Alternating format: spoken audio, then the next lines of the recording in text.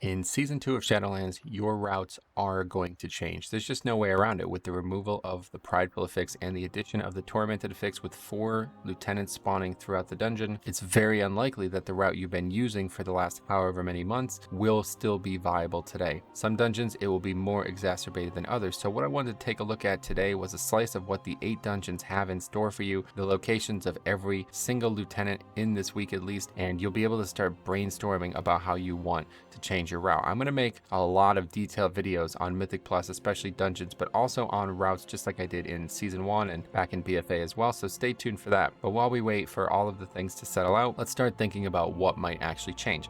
Now, before we do that, I do want to say I'm not 100% sure that these guys are always in the same spot every week. I have looked at some videos and a lot of different things about different dungeons, and some dungeons, they have them in very different spots than they are in right now. But other dungeons, they're in the exact same spot in the exact same order I see them in now. So it's hard to be 100% sure if they're actually going to change week to week. In Season 3 of BFA, and also to some degree of Season 4 of BFA, the location of these things did change week to week. There was like a 2 or 3 week rotation of that. But I don't know exactly if this is Blizzard moving them or if they actually intend to be changed. So just something to keep in mind. If you guys do know for sure, please comment down below. But otherwise, let's take a look at where they are right now. Start thinking about spots that could be bad, could be good, ways that the affix could impact your key, and just start thinking in that 4th dimension there about which locations are going to actually change your route and which will simply be a boon that will make the dungeon easier. We're in Mists of Tirna Scithe right now, and this one's a little interesting because the first boss is a big pain point for a lot of groups, and there's 2 basically gifted to you. This is a very straightforward dungeon. There's not really a lot of things you can skip in general, and there's certainly no way to put one of these guys in the middle of the maze, right? Because the maze is always random. So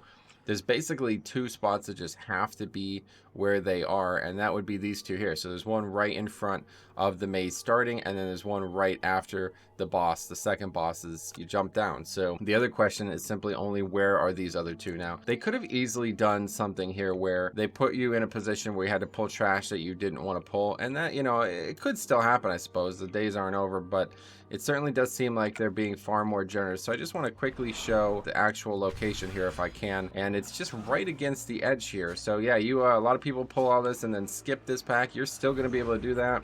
You're still going to be able to aggro this alone, obviously, besides all that stuff. As you see, we pulled this here. So yeah, there's 2 on the way to the front boss, and then the next one is just hanging out in front of the first boss. So effectively, yeah, this is a very straightforward one. I don't think anything is going to change about this dungeon. I don't think there's any reason to try to think about anything changing, but the end is obviously going to be a little bit worse now. They buff some of the trash, and potentially you might be pulling more mobs. I was thinking like they literally could have put it over there or something like that, because there's this area over here that's behind this pack, and there's also, yeah, you can go through over there as well, but there's like a bunch of dudes there, and they don't really have any purpose, it seems. It's kind of just there for like RP or something like that. I don't know why they even bother put stuff like that in dungeons, but so far I would say Mist is definitely going to be pretty generous, and I can't imagine much would change, but let me know what you guys think on that.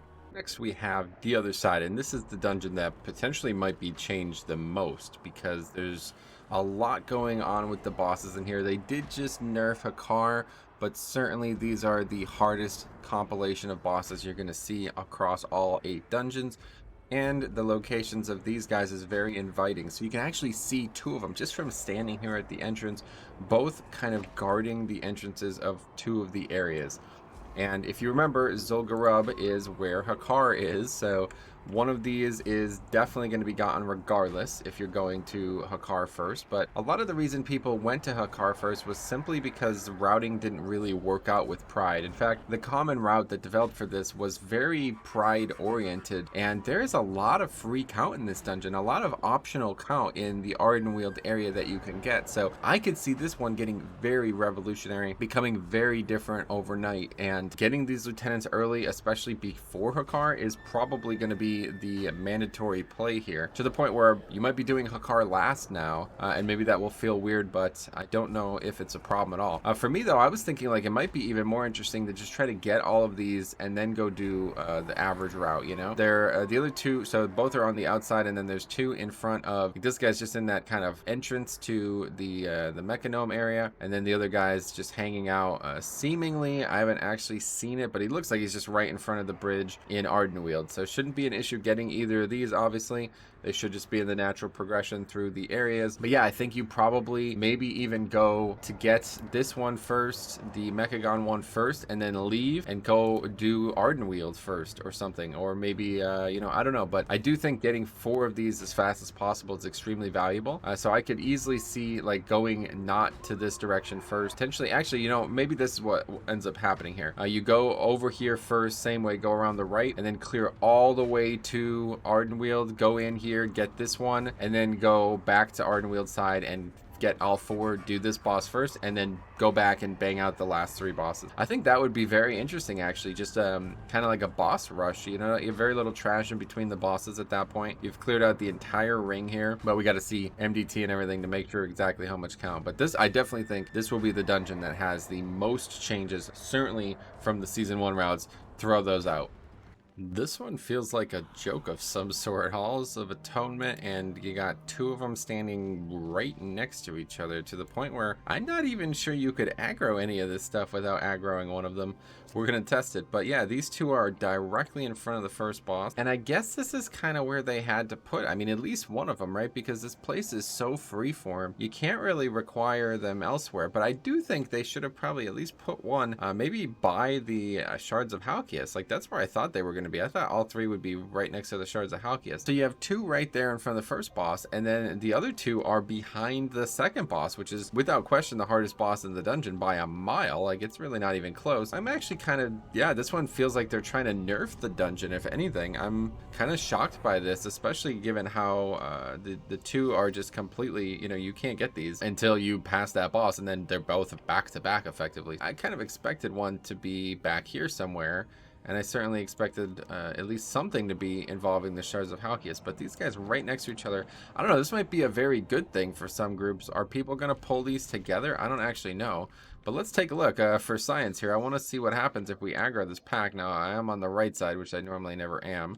I'm going to come here and test it, but it doesn't look like it aggroes, so let's see what happens. One of the more ruthless. It looks like you could aggro them all individually. Yeah, so that time it did aggro the Stoneborn, but I think that's just because of Super Strain. So realistically, you could probably pull all this stuff if you're insane, but it's a very strange spot for them, don't you think?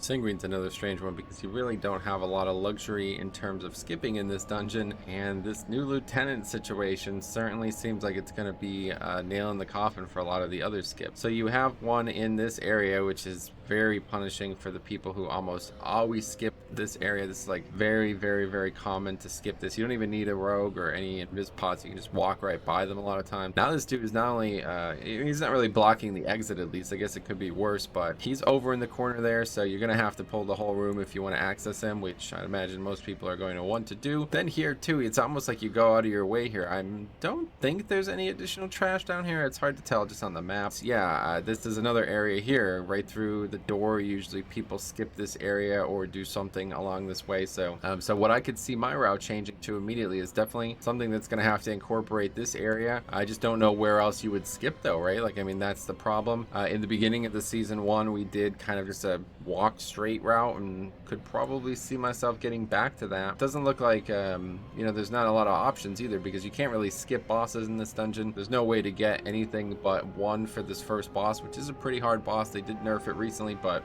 you're only ever going to get the 1. Unless you skip them, you're always only going to have 3 for this boss. Can't go down here anymore. So the final one is actually after the 3rd boss. So yeah, you're only going to have 2 for the 2 middle bosses. So that's interesting. Will it change routes? I think it has to, right? It, like, from at least what the end of the season looked like in season 1, it certainly will have to change routes, because everybody's skipping a lot of this stuff. And I mean, I guess you could definitely still not pull one of these, but I think probably 95% of groups are definitely going to want to try to pull all 4 of these, especially now on any type of tyrannical week. So let me know what you guys think might develop here, because this is one that I really I racked my brain on all season about a good route for this dungeon. It never seemed like a slam dunk one came out. The one I ended up doing at the end, by the end of the season, was actually pretty solid, and now that's dead. Theater of Pain looks like it's probably going to be the worst actual dungeon for this new affix, and I think they did a really bad job distributing them. A lot of the places we kind of talked about already and praised them in other dungeons, they seem to have done the complete opposite with this dungeon. And it's hard to disagree that there's not a lot of great places to put it in the first place, because there's 5 bosses, only 4 lieutenants, very straight dungeon. There's very little you can actually skip and experiment with, and this makes it even worse if you ask me. So as you see, nothing up top, not at all. There's not a single one up here, which I guess makes sense because I don't know. I mean, it's probably a decent decision. You don't want one immediately. Yeah. So then when you drop down, there's going to be one dude just hanging out, and then at that point you have a decision to make. I always used to go to the Altars of Agony next. That's the Kulturok area, and it does look like there's one hanging out by that very difficult elemental there that's guarding the way forward. So the question is like how easy it is to not accidentally aggro these things. I still don't know for sure. Yeah, that's a precarious spot. You still have to do all this stuff as well. But either way, it looks like no matter which choice you make, there will be one on the way. So every other wing has one in it. So here's a interesting decision, right? This is something that people used to do all the time. They used to go in here and get this few packs and then go out, or they used to do something similar. Like they'd get the initial mobs in either this or the plague area, and then go out and get the rest of count in another hallway, and that would give really good pride split. But now maybe you're thinking about doing that same thing only for the lieutenants themselves. So I could see myself getting this one, then we go here, and now we're going back to Kulturok, and it's the same route I've done. Then at that point we have to do this last, well, you know, it doesn't have to be last, but one way or the other, this is going to be the last lieutenant you get. And this is the one that upsets me the most, because this is actually on the side here, not on the right side. So you have to go to the left if you want to pull this one. It's in the back of the room, meaning yeah, you can't really skip this mob anymore. So the route does have to change with respect to that area. I'm not really sure how you facilitate that if you actually have to pull this mob. I think maybe some very crafty groups will find a way to still skip this mob and pull this guy, but that just sounds like an absolute nightmare, and this is just a terrible location for it. So far, at least, this is the worst location we have seen in any dungeon, and I think it's kind of unfair, honestly. Like I said, the other ones really put them in positions that seem quite generous. Like they were trying to give the affix, give you a lot of opportunity to make big plays with it, but now it seems like they're actually trying to slow you down in this dungeon and really change the comfortability of the routes. And then we come to Plaguefall, which is almost the exact opposite of Theater in such a way that you could probably easily get all of these and not have any problems whatsoever. It's not going to change really anything you're doing. This one, we did cover this in the actual first video I made on the affix, by the way, so if you want to see it more in depth, you can check that one out. But this one's just right in front of the entrance to the first boss area, so obviously you're not going to be able to skip into that area anymore, but you can still skip all the trash preceding it, no problem. The dude's just kind of blocking the entrance. And then, you know, this first boss, you don't even have to pull. Like, actually, these first two bosses are skippable, so you can easily get, you can literally get, yeah, you can get every single lieutenant before killing a single boss. And the few dungeons that you can do that in, this one is definitely one of them, and it makes me think like that has to be the play. And it's to the point where it makes me wonder how good having all four lieutenants is. Will it make up for all the back travel that you'll have to do? And I think the answer might be yes. I honestly do. I could see you actually skipping all of this stuff, killing all the trash you need, getting all four, doing the Domina Venom Blade, and then going down and doing the last boss, and then just coming up and finishing the last two bosses after that. This is actually not that dissimilar to something that people were doing in the Great Push and MDI, stuff like this, where they were killing this last boss, Dr. Ickes, as their last boss because of the Plague Boar situation. Now that's being changed. Obviously a lot's changing with the Plague Boars stuff, so it's a good thing for sure, because if you had the Plague Boars killing every single lieutenant like they were doing, it would certainly be way too easy of a dungeon. But yeah, I could easily see Glob Grog last. What do you guys think? Is anybody actually going to consider skipping the first boss and making him the last boss? I think I might. I don't know what to say about this one. We got Necrotic Wake here, and there's just Oros Coldheart just kind of floating in the sky there.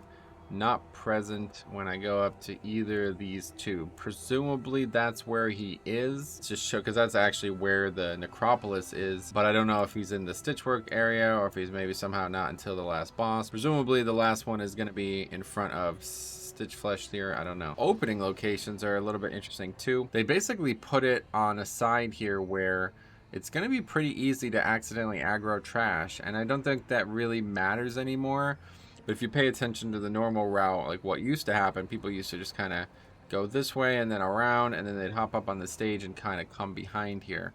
Now you can definitely, looking like you can still do that pretty easily, but the question is that going to cause problems with these paths and stuff like that? So whether that changes routes or anything like that, I probably doesn't, because like without pride, it doesn't actually matter. You can go slightly over count. The problem with this dungeon with pride was that if you got pride spawning in the middle of the gauntlet in the Stitchworks at the end, you would pretty much guarantee a wipe for most groups. Now that doesn't matter at all. At worst, you just overcount. So, yeah, I'd imagine this probably won't actually change anyone's plans. It might change some things, but yeah, and then this one over here. So, like, you know, they're putting them in areas where I don't typically avoid personally, but I do know people have avoided them. And a seemingly very, very simple one here where he's just kind of hanging out in the same room as Amarth there. So yeah, I don't know. This one's definitely it's curious, because obviously you have the weapons and you have all the other stuff that goes on in Necrotic Wake. Makes me think that it's going to be a very, very easy dungeon for the lieutenants, and the buffs that they give are going to be really overkill. Especially maybe there's the anima powers that interact with the weapons. Does anybody know? I haven't looked at the DPS ones, but yeah, provided that's not just floating in the sky there, probably going to be a pretty straightforward one. Might not impact anything at all in this dungeon. Spires is one that a lot of people were talking about coming into the season, because there's a couple different branching routes you can take at different times. So they really had to put them in smart decisions, which makes the Theater of Pain one particularly confusing. But they did exactly as you might expect with this dungeon. They just put them in the areas where you absolutely have to go through, and that is going to be actually just hanging out right here on this little flat area. It's pretty cool. Right before the first boss, actually right before one of the harder trash packs too, so I quite like that one. And then this one's by Ventinax, and I don't think it's going to be difficult to aggro them. Like, even if you look at the actual spots, I'd imagine the dude's far enough away that it won't actually be a problem. You won't aggro him by accident one way or the other, or aggro the boss by accident. And then the final two are just kind of in the middle of the room up here, so this will definitely change routes 100%. A lot of people skip pretty much all of this stuff, to the point where I've tried to pull some of it and I get like flamed. Yeah, I don't know exactly what is going to occur here, but it's certainly going to change. I mean, this one looks like it's right on top of another mob. We'll have to see when we get up there at some point, but it definitely will change the routes. Will it matter though? The question is, in this dungeon, does the route ever actually matter? And I feel like almost no. You know, they really could have taken the opportunity to put these in some bad spots, in some spots that would have been pretty challenging, pretty unfair, pretty like route defining, and they kind of just didn't really do that. And Spires would definitely have been one of the dungeons. So hopefully that was some food for thought. I'd love to hear your thoughts on this below. I love making videos like this, not because I want to help you. I want you to help me. I want to hear your thoughts, what you've already been planning, what you've already been thinking. Do you think it's going to be valuable to try to get all 4 lieutenants as fast as possible? Is that a good strategy? Is it going to be more valuable to try to skip lieutenants? I have seen a lot of videos of people trying to skip them, and it just looks like torment, man. It just does not look like fun. Most of the last bosses that are already very difficult, like some of the harder last bosses, I can't imagine even considering it. So how do you think it's going to play out for you? Do you think it's valuable for pugging? What are your thoughts on pushing higher and lower? Different elements of the game have different requirements, obviously. So let me know all of this. I'd love to hear also if anybody knows exactly what's going on with the valuation of where they are currently, the current locations being set in stone, or maybe they're alternating every week. But thanks for watching. Cannot wait to bring you guys some season 2 Shadowlands content. It is going to be an amazing time.